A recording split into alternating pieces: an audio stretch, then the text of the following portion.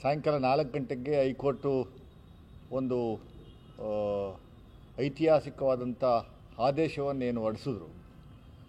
ಆ ಆದೇಶದ ವಿಚಾರದಲ್ಲಿ ಒಂದು ಪ್ರತಿಕ್ರಿಯೆ ಕೊಡಬೇಕು ಅನ್ನುವಂಥ ಉದ್ದೇಶದಿಂದ ತುರ್ತು ಪತ್ರಿಕಾಗೋಷ್ಠಿಯನ್ನು ಬರೀ 45 ನಿಮಿಷಗಳ ಕಾಲ ಅವಕಾಶವನ್ನು ಕೊಟ್ಟು ನಾನು ಕರೆದಿದ್ದೀನಿ. ಇದು ಕಳೆದ 4-5 ತಿಂಗಳಿಂದ ನಿರಂತರವಾಗಿ BJP ಮತ್ತು JDSನವರು ಮಾನ್ಯ ಮುಖ್ಯಮಂತ್ರಿಗಳು ಸಿದ್ದರಾಮಯ್ಯನವ್ರನ್ನ ಮತ್ತು ಅವರ ಕುಟುಂಬದವ್ರನ್ನ ED ಮೂಲಕ IT ಮೂಲಕ CBI ಮೂಲಕ ಸಿಕ್ಕಿಸ್ಬೇಕು ಅನ್ನುವಂಥದ್ದು ಹುನ್ನಾರ ಇಟ್ಕೊಂಡು ಏನವರು ಕೆಲವು RTI ಕಾರ್ಯಕರ್ತನ ಇಟ್ಕೊಂಡು ಅವ್ರ ಮೂಲಕ ಹೋರಾಟವನ್ನು ಮಾಡುವಂಥ ಕೆಲಸವನ್ನು ಮಾಡಿ ಅವರಿಗೆ ಸಂಪೂರ್ಣವಾಗಿ ಅವರ ವರ್ಚಸ್ಗೆ ಧಕ್ಕೆ ತರುವಂಥದ್ದಕ್ಕೆ ಮಸಿ ಬಳಿಯುವಂಥದ್ದಕ್ಕೆ ಒಂದು ನಿರಂತರವಾದ ಪ್ರಯತ್ನ ಏನು ಮಾಡಿದರು. ಸತ್ಯಕ್ಕೆ ಯಾವತ್ತೂ ಜಯ ಸಿಗುತ್ತೆ ಅನ್ನುವಂಥದ್ದು ನಂಬಿಕೆ ಮೇಲೆ ನಾವು ಇದ್ವಿ. ಆ ಸತ್ಯಕ್ಕೆ ಇವತ್ತು ಜಯ ಸಿಕ್ಕಿದೆ. ಒಂದು CBI ಕೊಡಬೇಕು ಅಂತ ಸ್ನೇಹಮಯಿ ಕೃಷ್ಣರವರು ಲೋಕಾಯುಕ್ತ ತನಿಖೆ ನಡೀತಾ ಇರುವಂಥ ಸಂದರ್ಭದಲ್ಲಿ ಮತ್ತು ಪೀಪಲ್ಸ್ ರೆಪ್ರೆಸೆಂಟೇಟಿವ್ ಕೋರ್ಟಲ್ಲಿ ಕೇಸ್ ಇದ್ದಂಥ ಸಂದರ್ಭದಲ್ಲಿ ಆಮೇಲೆ ಪೀಪಲ್ಸ್ ರೆಪ್ರೆಸೆಂಟೇಟಿವ್ ಕೋರ್ಟೇ ಲೋಕಾಯುಕ್ತಕ್ಕೆ ಡೈರೆಕ್ಷನ್ಸ್ ಕೊಟ್ಟು ನೀವು ತನಿಖೆ ಮಾಡಿ ತನಿಖೆ ವರದಿಯನ್ನು ನಮಗೆ ಸಲ್ಲಿಕೆ ಮಾಡಿ ಆದಮೇಲೆ ನಾವು ನಿರ್ಧಾರವನ್ನು ತೆಗೆದುಕೊತೀವಿ ಅನ್ನುವಂಥದ್ದು ಸೂಚನೆ ಕೊಟ್ಟ ನಂತರವೂ ಕೂಡ ಲೋಕಾಯುಕ್ತ ಬೇಕು ಅಂತ ಹೋಗಿದ್ದು ಸ್ನೇಹಮಯಿ ಕೃಷ್ಣರವರೇ.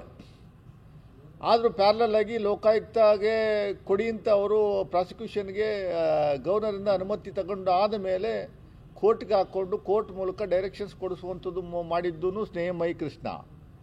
ಅದಾದಮೇಲೆ ಇಮ್ಮಿಡಿಯೇಟಾಗಿ ಇನ್ನೂ ತನಿಖೆನೇ ಆರಂಭ ಆಗಿಲ್ಲ, FIR ಆಗಿಲ್ಲ. FIR ಆಗೋದಕ್ಕಿಂತ ಮುಂಚೆನೇ ಮತ್ತೆ CBI ಬೇಕು ಅಂತ ಪ್ಯಾರಲಲ್ ಆಗಿ ಇನ್ನೊಂದು ಕೇಸ್ ಹಾಕ್ಕೊಂಡಿದ್ದು ಸ್ನೇಹಮಯಿ ಕೃಷ್ಣ. ಸೊ CBIಗೆ ಈಗಾಗಲೇ ಒಂದು ತನಿಖಾ ಸಂಸ್ಥೆ ತನಿಖೆ ನಡೀತಾ ಇರುವಂಥ ಸಂದರ್ಭದಲ್ಲಿ ಮತ್ತೆ ತನಿಖೆಗೆ CBIಗೆ ಕೊಡುವಂಥದ್ದಕ್ಕೆ ಅವಕಾಶ ಇಲ್ಲ ಅಂತ ಆ ಒಂದು ಪೆಟಿಷನ್ಸ್ನ ಡಿಸ್ಮಿಸ್ ಏನು ಮಾಡಿದ್ರು ಒಂದು 15-20 ದಿವಸ ಹಿಂದೆ.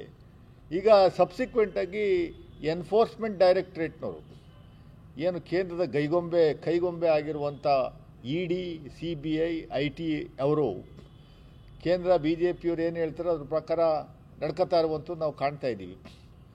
ED ಅವರು BM ಪಾರ್ವತಿ ಮೇಡಮ್ ಅವ್ರನ್ನ ಮತ್ತು ಬೈತಿ ಸುರೇಶ್ ಅವ್ರಿಗೆ ಸಮನ್ಸ್ನ ಕೊಟ್ಟು ನೀವು ತನಿಖೆಗೆ ಹಾಜರಾಗಬೇಕು ಅಂತ ಅವರು ಏನು ಸಮನ್ಸ್ನ ಕೊಟ್ಟಿದ್ರು. ಆ ಸಮನ್ಸ್ನ ಇವತ್ತು 4 ಗಂಟೆಗೆ ಹೈಕೋರ್ಟ್ ಸಿಂಗಲ್ ಬೆಂಚು ಏನು ಹಿಂದೆ CBIಗೆ ತನಿಖೆಗೆ ಅವಕಾಶ ಇಲ್ಲ ಅಂತ ಜಸ್ಟಿಸ್ ನಾಗಾ ಪ್ರಸನ್ನರವರು ಅವರೇನೆ ಇವತ್ತು ED ಕೊಟ್ಟಿರುವಂಥ ಸಮನ್ಸ್ನೇ ಕ್ವಾಶ್ ಮಾಡಿದ್ದಾರೆ, ರದ್ದು ಮಾಡಿದ್ದಾರೆ. ಅಂದರೆ ED ಇದಕ್ಕೆ ಇಂಟರ್ಫರ್ ಆಗಬಾರ್ದು ಅನ್ನುವಂಥದ್ದು ಭಾಳ ಸ್ಪಷ್ಟವಾದ ಸಂದೇಶ ಅದರಲ್ಲಿ ಇದೆ. ED ಕ್ವಾಶ್ ಮಾಡಿರುವಂಥದ್ದನ್ನ ನಾವು EDಗೆ ಹೈಕೋರ್ಟು ED ಸಮನ್ಸ್ನ ಕ್ವಾಶ್ ಮಾಡಿರುವಂಥದ್ದನ್ನ ನಾವು ಸ್ವಾಗತ ಮಾಡ್ತೀವಿ. ಇನ್ಮೇಲಾದರೂ ED ಅವರು ಇಲ್ಲ ಸಲ್ಲದ ಆರೋಪಗಳನ್ನು ಮಾಡಿಕೊಂಡು ಮಾಧ್ಯಮಗಳಿಗೆ ಹೇಳಿಕೆಗಳನ್ನು ಬಿಡುಗಡೆ ಮಾಡಿಕೊಂಡು ಸಿದ್ದರಾಮಯ್ಯನವ್ರನ್ನ ಮತ್ತು ಸಿದ್ದರಾಮಯ್ಯನವ್ರ ಮನೆಯವ್ರನ್ನ ಕುಟುಂಬದವ್ರನ್ನ ಸಿಕ್ಕಿಸ್ಬೇಕು ಅನ್ನುವಂಥ ಉದ್ದೇಶ ಇಟ್ಕೊಂಡು ತಪ್ಪು ಸಮರಿನ ನೀವು ಕೊಡುವಂಥ ಕೆಲಸವನ್ನು ನೀವು ಮಾಡಿಕೊಂಡು ಏನು ಮಾಡ್ತಾಯಿದ್ದೀರಿ, ದಯಮಾಡಿ ಕೂಡಲೇ ನಿಲ್ಲಿಸ್ಬೇಕು. ED ಅವರು ನಿಲ್ಲಿಸಬೇಕು. ನೀವು ಮಾಡಿರುವಂಥ ಪ್ರಮುಖವಾದಂಥ 3, 6, 9 ಆರೋಪಗಳಿದ್ದಾವೆ. ಇಲ್ಲಿ ಎನ್ಫೋರ್ಸ್ಮೆಂಟ್ ಡೈರೆಕ್ಟ್ರವರ ಕೆಲಸ ಏನು, ಯಾವಾಗ ಯಾವ ಸಂದರ್ಭದಲ್ಲಿ ಅವರು ತನಿಖೆಯನ್ನು ಮಾಡಬೇಕು ಅನ್ನುವಂಥದ್ದು ಬಹಳ ಸ್ಪಷ್ಟವಾಗಿ ಗೈಡ್ಲೈನ್ಸು ಮತ್ತು ರೂಲ್ಸ್ ಆ್ಯಂಡ್ ರೆಗ್ಯುಲೇಷನ್ಸು ಸ್ಪಷ್ಟವಾಗಿದೆ. ಫೈನಾನ್ಸ್ ಗೈಡ್ಲೈನ್ಸ್ ಯಾವುದಾದ್ರೂ ಒಂದು ತನಿಖೆ ಸಂಸ್ಥೆ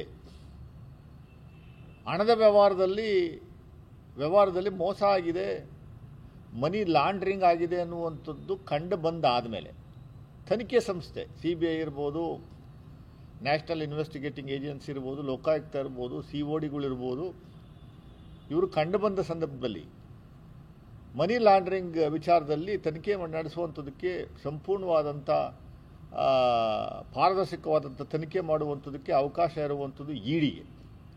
ಈ ತನಿಖಾ ಸಂಸ್ಥೆಗಳು EDಗೆ ಪತ್ರ ಬರೆದ್ರೆ ಮಾತ್ರ ED ಅವರು ಎಂಟ್ರಿ ತಗೋಬೇಕು, ತನಿಖೆ ಮಾಡಬೇಕು, ತನಿಖೆಯ ವರದಿಯನ್ನು ಮತ್ತೆ ಆ ಸಂಸ್ಥೆಗಳಿಗೆ ಕೊಡುವಂಥ ಕೆಲಸವನ್ನು ಮಾಡಬೇಕು. ಶಿಕ್ಷೆ ಕೊಡುವಂಥದ್ದಕ್ಕೆ, ಶಿಕ್ಷೆ ಮಾಡುವಂಥದ್ದಕ್ಕೆ ಇವ್ರಿಗೆ ಅವಕಾಶ ಇಲ್ಲ. ಓನ್ಲಿ ತನಿಖಾ ಏಜೆನ್ಸಿ ಅಷ್ಟೇ ಇದು. ಇಲ್ಲಿ ಮೂಡಾ ಸೈಟ್ ವಿಚಾರದಲ್ಲಿ ಮೇಡಮ್ ಪಾರ್ವತಿಯವರಿಗೆ 2010ರಲ್ಲಿ ಮಲ್ಲಿಕಾರ್ಜುನ ಸ್ವಾಮಿಯವರು ಅವರ ಬ್ರದರು ಏನವ್ರಿಗೆ ಗಿಫ್ಟಾಗಿ 3 ಎಕರೆ 16 ಎಕರೆ ಜಾಗವನ್ನು ಕೊಟ್ಟರು. ಆ ಜಾಗವನ್ನು ಮೈಸೂರು ಅರ್ಬನ್ ಡೆವಲಪ್ಮೆಂಟ್ ಅಥಾರಿಟಿಯವರು ಇಲ್ಲಿಗಲ್ಲಾಗಿ ಅಕ್ವೈರ್ ಮಾಡಿಕೊಂಡು ಆಕ್ಯುಪೈ ಮಾಡ್ಕೊಂಡಿದ್ದನ್ನು ಮತ್ತು ಅವ್ರು ಬೇರೆಯವರಿಗೆ ಸೈಟ್ ಮಾಡಿ ಹಂಚಿದ್ದನ್ನು ಪ್ರಶ್ನೆ ಮಾಡಿ ನಮಗೆ ಅನುಮತಿ ಇಲ್ಲದೇ ನೀವು ನಮ್ಮ ಜಾಗವನ್ನು ನೀವು ಅಕ್ವೈರ್ ಮಾಡ್ಕೊಂಡಿದ್ದೀರಾ ಅಂತ ಪ್ರಶ್ನೆ ಮಾಡಿ ಪತ್ರವನ್ನು ಬರೆದ ಮೇಲೆ ಹೈಕೋರ್ಟ್ಗೆ ಹೋಗ್ತೀವಿ ಅಂತ ಹೇಳಿ ಲೀಗಲ್ ನೋಟಿಸ್ ಕೊಟ್ಟ ಮೇಲೆ ಕಾಂಪೆನ್ಸೇಟರಿ ಗ್ರೌಂಡ್ 50-50 ಅನುಪಾತ ಕಾಂಗ್ರೆಸ್ ಸರ್ಕಾರದಲ್ಲಿ ತಂದಂಥ ಯೋಜನೆ ಅಲ್ಲ ಅದು. ರೈತರಿಂದ ಇರ್ಬೋದು, ಯಾರಿಂದ ನಾವು ಜಮೀನು ತಗೋತೀವಿ ಅದಕ್ಕೆ 50-50 ಅನುಪಾತದಲ್ಲಿ ಡೆವಲಪ್ ಮಾಡಿದ್ದಂಥ ಸೈಟ್ಗಳಲ್ಲಿ 50-50 ರೇಷಿಯೋದಲ್ಲಿ 50% ಸೈಟು ಲ್ಯಾಂಡ್ ಓನರ್ಗೆ ಹೋಗಬೇಕು, 50% ಸೈಟ್ಸು ಮೂಡಾದಕ್ಕೆ ಹೋಗಬೇಕು ಅನ್ನುವಂಥ ಅನುಪಾತದ ಸ್ಕೀಮ್ ತಗೊಂಬಂದಿದೆ 2020ನೇ ಇಸ್ವಿ. ಆಗ ರಾಜ್ಯದಲ್ಲಿ ಇದ್ದಂಥ ಸರ್ಕಾರ BJP ಸರ್ಕಾರ. BJP ಸರ್ಕಾರದಲ್ಲಿ 2021ರಲ್ಲಿ ಮೇಡಮ್ BM ಪಾರ್ವತಿಯವರಿಗೆ 1,48,000 ಚದರ ಅಡಿಯಷ್ಟು ಜಾಗವನ್ನು ಇಲ್ಲಿಗೆಲ್ಲ ಅಕ್ವೈರ್ ಮಾಡ್ಕೊಂಡದಕ್ಕೆ 50-50 ಅನುಪಾತದಲ್ಲಿ ಡೆವಲಪ್ ಆದಮೇಲೆ ಅವರಿಗೆ ಕೊಟ್ಟಂಥ ಏರಿಯಾ ಬರೀ 38,000 ಚದರ ಅಡಿಯಷ್ಟು ಕೊಟ್ಟಂಥದ್ದು 14 ಸೈಟ್ ರೂಪದಲ್ಲಿ ಕೊಟ್ಟಿರುವಂಥದ್ದು. ಮೈಸೂರು ನಗರದಲ್ಲಿ ಎಲ್ಲಿ ಖಾಲಿ ಇದ್ದಾವೋ ಅಲ್ಲಿ ಕೊಡುವಂಥ ಕೆಲಸವನ್ನು ಮಾಡಿದ್ದಾರೆ. ಅದಕ್ಕೆ ಬಣ್ಣ ಕಟ್ಟಿ ಬೇರೆ ರೀತಿ ಬಳದು ಮಾಧ್ಯಮಗಳಲ್ಲಿ ಬೇರೆ ರೀತಿ BJP JDSನವರು ಬಿಂಬಿಸಿ 14 ಸೈಟ್ನ ಸುಮ್ಮನೆ ಏನೋ ಹಾಗೆ ಬರ್ಸ್ಕೊಂಬಿಟ್ಟಿರೋ ರೀತಿಯಲ್ಲಿ ಸುಮ್ಮನೆ ಹಾಗೆ ಒತ್ಕೊಂಡು ಹೋಗ್ಬಿಟ್ರು ಅನ್ನೋ ರೀತಿಯಲ್ಲಿ ಬಿಂಬಿಸುವಂಥ ಕೆಲಸವನ್ನು ಏನು ಮಾಡಿದ್ರು. ಮತ್ತು ಜನಸಾಮಾನ್ಯರಿಗೆ ನಾನು ಸ್ಪಷ್ಟಪಡಿಸ್ತೀನಿ, 14 ಸೈಟು ಸುಮ್ಮನೆ ಪುಕ್ಕಟ್ಟೆ ಫ್ರೀಯಾಗಿ ಮೈಸೂರು ನಗರಾಭಿವೃದ್ಧಿ ಪ್ರಾಧಿಕಾರದವರು ಕೊಟ್ಟಂಥ ಸೈಟ್ ಅಲ್ಲ. ಅವ್ರ ಜಾಗ ಕೆಸರೆ ಊರಲ್ಲಿ ದೇವನೂರು 3ನೇ ಬಡಾವಣೆಯಲ್ಲಿ 3 ಎಕರೆ 16 ಕುಂಟೆ ಅಂದರೆ 1,48,000 ಸ್ಕ್ವೇರ್ ಫೀಟ್ ಜಾಗವನ್ನು ನೀವು ಇಲ್ಲಿಗಲಾಗೆ ತಗೊಂಡಿದ್ದಕ್ಕೆ ಅದು ಕಾಂಪೆನ್ಸೇಟರ್ ಆಗಿ ಕೊಟ್ಟಂಥ ಜಾಗವನ್ನು ಅದ್ಯಾವುದೋ ಪೋಸ್ಟ್ ಲೊಕಾಲಿಟಿ ಏನು ದೊಡ್ಡ I5 ಲೊಕಾಲಿಟಿ ಅನ್ನೋ ರೀತಿಯಲ್ಲಿ ED ಅವರು ಅವರ ತನಿಖೆ ಅವರ ರಿಪೋರ್ಟ್ನಲ್ಲಿ ಬರ್ಕೊಂಡವ್ರೆ. 56 ಕೋಟಿ ಬೆಲೆ ಬಾಳುವಂಥ ಜಾಗ, ಇವ್ರು ಕೊಟ್ಟಂಥ ಜಾಗ 3 ಎಕರೆ 3,24,000. ಬೇಸಿಕ್ ಕಾಮನ್ ಸೆನ್ಸ್ ಬೇಕು ED ಅವರಿಗೆ.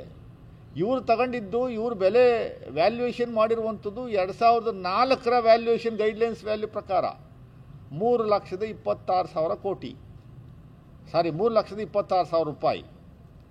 ಇವರು ಕೊಟ್ಟಿರುವಂಥ ಜಾಗ ಇವು 56 ಕೋಟಿ ಅಂತ ಇವರೇ ವ್ಯಾಲ್ಯೂಯೇಷನ್ ಮಾಡ್ಕೊಂಡವ್ರೆ. ಯಾವಾಗಿಂದದ್ದು ವ್ಯಾಲ್ಯೂಯೇಷನ್? 2024ರ ವ್ಯಾಲ್ಯೂಯೇಷನ್. 2004 ನಮ್ಮ ಜಮೀನಾದರೆ 2004 ಗೈಡೆನ್ಸ್ ವ್ಯಾಲ್ಯೂ ತಗೋತೀರಾ? ನಿಮ್ಮ ಜಾಗ ಆದರೆ 2024ರ ಗೈಡೆನ್ಸ್ ವ್ಯಾಲ್ಯೂ ತಗೊಳ್ಳುವಂಥದ್ದು ಎಷ್ಟರ ಮಟ್ಟಿಗೆ ಸರಿ? ಇದು ಬೇಸಿಕ್ ಕಾಮನ್ ಸೆನ್ಸ್ ಬೇಕಲ್ವಾ? ಜನಗಳಿಗೆ ದಿಕ್ಕು ತಪ್ಪಿಸುವಂಥದ್ದಕ್ಕೆ ಮಾಡ್ತಾ ಇರುವಂಥ ಒಂದು ನಾಟಕ, ED ಅವರು ಮಾಡ್ತಾ ಇರುವಂಥ ಒಂದು ನಾಟಕ. ಸೊ 56 ಕೋಟಿ ಎನ್ನುವಂಥದ್ದು ಒಂದು ಸ್ಕ್ವೇರ್ ಫೀಟ್ಗೆ ವಿಜಯನಗರದಲ್ಲಿ 17,000 ರೂಪಾಯಿ ಬಿತ್ತು. ಒಂದು ಸ್ಕ್ವೇರ್ ಫೀಟ್ಗೆ 17,000 ರೂಪಾಯಿ ಇದೆಯಾ ಅನ್ನುವಂಥದ್ದು ಹೇಳಬೇಕು. ಸೊ ಇದು ಅವೈಜ್ಞಾನಿಕವಾಗಿ ಏನು 2,500, 3,000, 4,000, 5,000 ಮ್ಯಾಕ್ಸಿಮಮ್ ಇರ್ಬೋದು Vijayanagara 3rd stage 4th stage ಒಂದು ಸ್ಕ್ವೇರ್ ಫೀಟ್ ಜಾಗ ಅಷ್ಟೇ.